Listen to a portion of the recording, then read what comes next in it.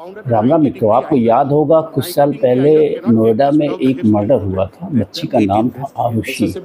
Arushi murder case की सच्चाई आज भी देश के सामने नहीं आ पाई, जबकि पूरा देश उस केस के साथ इन्वॉल्व था। देश की जितनी भी जांच एजेंसियां थी, सबने उसमें प्रयास किया, लेकिन अंततः सारी जांच एजेंसियां खाली हाथ रह गई और आरुषि हत्याकांड का पर्दाफाश आज तक नहीं हो पाया। और मैंने अपनी वीडियो में कहा था कि कोलकाता में जो डॉक्टर का रेप और मर्डर हुआ है, वो भी ऐसा प्रतीत हो रहा है कि वो भी आरुषि 2 होने की दिशा में चल पड़ा है। अगर आप सुप्रीम कोर्ट की इस हियरिंग को देखें परसों की, तो कई तथ्य ऐसे सामने आए हैं जो इस पूरी प्रक्रिया को, जांच की पूरी प्रक्रिया को संदेह के घेरे में ला रहे हैं। बिना लीगल डॉक्यूमेंट्स के, बिना लीगल प्रोसेस के पोस्टमार्टम कर दिया गया। सोचिए, बच्ची जो पीड़िता थी, उसके माँ बाप को उस बच्ची से घंटों नहीं मिलने दिया गया। कई कई घंटे उन्हें रोके रखा गया, उनको उनकी बेटी से मिलने नहीं दिया गया। और जब पोस्टमार्टम की बात आई तो आनन फानन में बिना लीगल प्रोसेस को पूरा किए पोस्टमार्टम कर दिया गया। और आरोप यह भी है कि जल्दी जल्दी में ही उसका अंतिम संस्कार भी पुलिस ने दबाव बना के करा दिया। तो कुल मिला के मेरा ये कहने का मतलब है कि एक तो भारत की जांच एजेंसियां पहले से ही संदेह के घेरे में रहती हैं, खासकर पुलिस तो ऑलवेज एवरीवेयर। पुलिस पे कभी आम जनता का भरोसा रहता ही नहीं है कि ये असल में इसकी जांच सही है या गलत है। ये भरोसा कर पाना बेहद ही कठिन है, क्योंकि पुलिस ने अपनी इमेज को इतना गिरा दिया है। और उस इमेज के गिरने के पीछे मैं बार बार कहता हूँ कि वही कारण है कि पॉलिटिशियन, पुलिस और अपराधियों का जो साठ-गांठ है, जो नेक्सस है, उस नेक्सस के चलते आज पूरे देश की जो पुलिस व्यवस्था है वो अपराधी की तरह दिखती है एक आम आदमी के लिए। एक आम आदमी, इनोसेंट आदमी पुलिस थाने जाने से घबराता है, पुलिस से बात करने से घबराता है, क्योंकि पुलिस का व्यवहार इस ढंग का हो चला है, या उसने अपने आप को इस ढंग से स्थापित कर रखा है।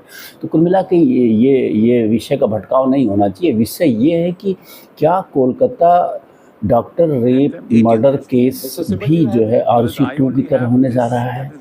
और अगर आप देखिए तो कुछ तथ्य ऐसे हैं, जैसे अगर किसी ने अपराध मनोविज्ञान को जरा सा भी पढ़ा हो तो ये साफ साफ देखा जा सकता है। मैं सुन के, देख के जो घटनाक्रम आ रहा है सामने, उसको देख के मैं कह सकता हूँ कि दिस इज़ बिगेस्ट क्राइम। बहुत बड़ी साजिश है जिसको छुपाया जा रहा है, छुपाने की लगातार कोशिश की जा रही है। सीबीआई पर्दाफाश करने में लगी है और देखना है कि सीबीआई पर्दाफाश कर पाती है या नहीं कर पाती है, या करना नहीं चाहती है। जो कुछ भी हो, मैं सीबीआई पे भी सीबीआई ने भी अपने जो स्वतंत्र अस्तित्व को है उसको नष्ट किया है पिछले कुछ दशकों में।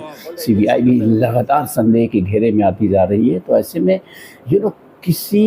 किसी के पैर को 90 डिग्री में फाड़ना, 90 डिग्री में समझ रहे हैं, it's almost like this, you see this 90 degree. उस बच्ची का एक पैर 90 डिग्री में तोड़ा गया था।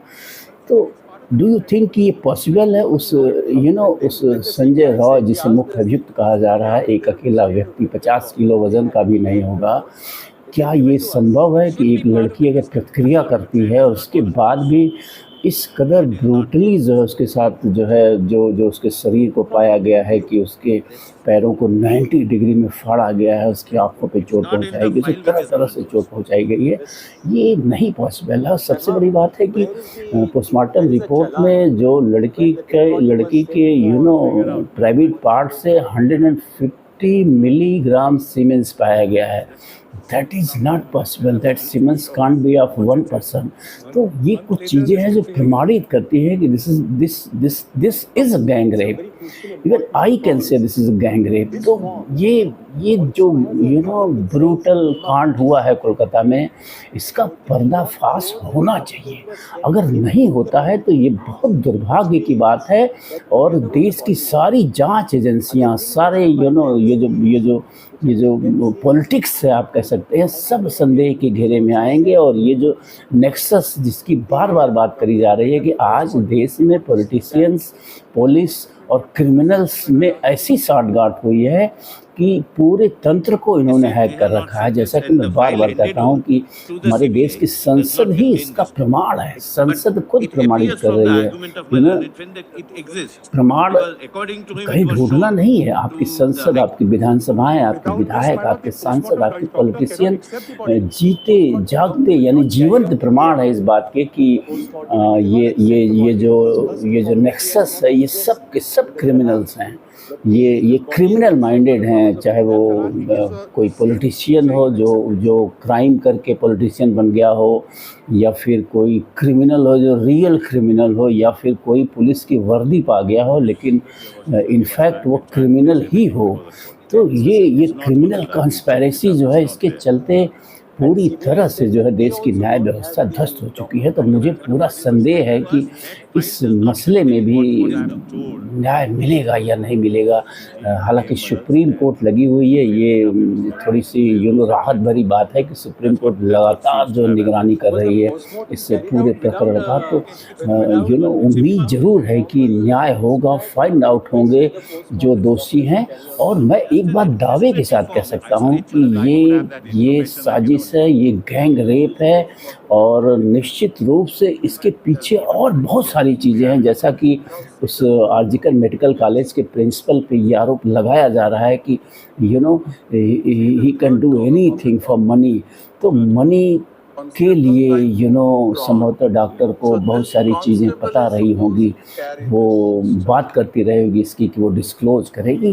तो उसके साथ जो रेप किया गया, वो रेप नहीं इनफैक्ट है, वो मर्डर है, वो बदले की भावना से किया गया मर्डर है। अदरवाइज रेप इज एक कह सकते हैं कि एक सेक्स की चाह के लिए रेप आदमी करता है, और उसके साथ जिस ढंग का ये दुर्व्यवहार शरीर के साथ किया गया, वो साबित करता है कि रंजिशन ऐसा किया गया। जैसे होता है कि जब किसी अपराधी का मर्डर होता है तो ये देखा जाता है कि उसके शरीर के साथ किस ढंग का व्यवहार किया गया है, उसके आधार पे अपराधी को चिन्हित करने का प्रयास किया जाता है। अगर उसके शरीर के साथ दुर्भावनापूर्ण ढंग से उसको टुकड़ों टुकड़ों में काटा गया है, उसको उसके सर को कूचा गया है, तो माना जाता है कि कोई ऐसा व्यक्ति रहा है जो इस व्यक्ति से पीड़ित रहा है, इससे खार खाया रहा हुआ है, या इसका घोर दुश्मन रहा है, इससे किसी भी हाल में बदला लेना चाहता रहा हो, ऐसे व्यक्ति का कृत्य है।